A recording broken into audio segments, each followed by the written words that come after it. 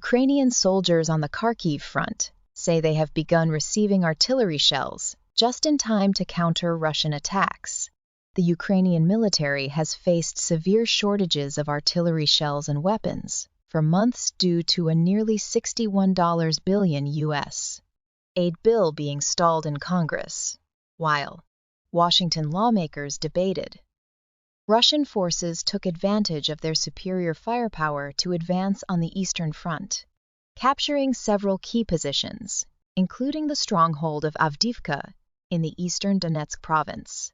Immediately after the Ukraine aid bill was passed by the U.S. Congress last month, Washington swiftly deployed emergency military aid packages to Kyiv. As a result, Ukrainian forces on the front lines began to alleviate their thirst for artillery shells, at least on the northeastern Kharkiv front. We were previously stationed in the Bakhmut area and have just been redeployed here. This area is much hotter, said Pablo, a gunner with the 92nd Independent Assault Brigade of Ukraine, in an interview published on May 21st. We had no artillery shells at the previous location, but here we do, because they have started to arrive. We now have something to fight with. The former combat location that Pablo mentioned is near Bakhmut, a city in the Donbass region. It is likely that artillery shells and equipment from the U.S. aid package are being prioritized for the Kharkiv front, where Russian forces launched a surprise offensive on May 10th and have claimed control of over a dozen villages.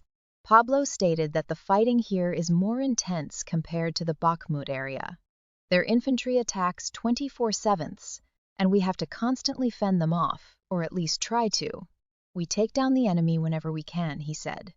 Vovchansk, a city located 5 kilometers from the Russia-Ukraine border, is the focal point of Russia's campaign in the Kharkiv province. Ukrainian forces currently control 60% of this city and are struggling to hold on to each house against the Russian military. Capturing Vovchansk would be the most significant victory for the Russian military since opening a new front in Kharkiv, paving the way for Moscow to advance toward the provincial capital of the same name, located 70 kilometers away.